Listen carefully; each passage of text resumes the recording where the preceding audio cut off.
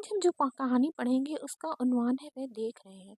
इसे हमने माइल खैराबादी द्वारा लिखी गई तरबियती कहानियों की किताब के हिस्से अव्वल से लिया है। अच्छा, तो कहानी का आगाज करते हैं। अच्छा भाई, आओ गुल्लू, आओ गुड्डू, टन्नी तुम भी आओ, सद्दू को भी बुलाओ। बैठो, देखो ठीक से बैठो, जरा अलग अलग। अरे, तुम्हारा घुटना तो उसके घुटने पर है। हाँ, यूं, शाबाश। अच्छा सुनो, एक अच्छे बच्चे की कहानी। जिस तरह मैं तुमको कहानी सुनाती हूँ ना, इसी तरह एक माँ थी, वह भी अपने बच्चे को कहानी सुनाया करती। बड़ा अच्छा बच्चा था, वह याद भी कर लेता था। मैं भी याद कर लूंगी, गुल्लू बोली। मैं भी याद कर लूंगी, गुड्डू बोली। मैं भी याद कर लूंगा, टुन्नी बोला।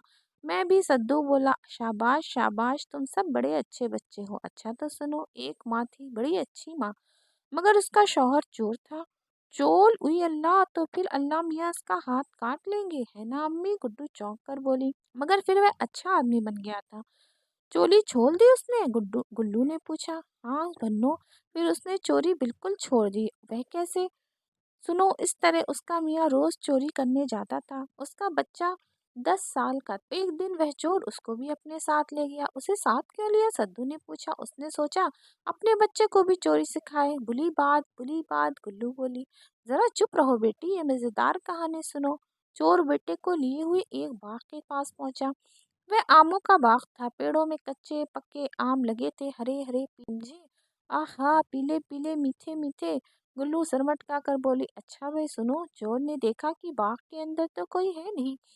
उसने बेटे को बाग के किनारे खड़ा कर दिया और खुद बाग में घुसा। तुम समझे उसने बेटे को वहां क्यों खड़ा कर दिया? वह देखे कि चोरी कैसे की जाती है। सद्दू ने कहा। उसने यूं खड़ा किया कि कोई देख रहा हो तो पुकार कर बता दे। और फिर वह बाग से भाग आए। टुन्नी बोला। हाँ, इसीलिए उसने बेटे को यही बात समझा दी। फिर एक पेड़ पर चढ़ा। अभी वह चढ़ा ही था कि आम तोड़े नहीं नहीं थे। बेटा पुकारा, अब्बा जान, वह देख रहे हैं। ये सुनना था कि चोर पेड़ से कूदा, भागकर बेटे के पास आया। इधर उधर देखा, उसे कोई देखने वाला दिखाई ना दिया।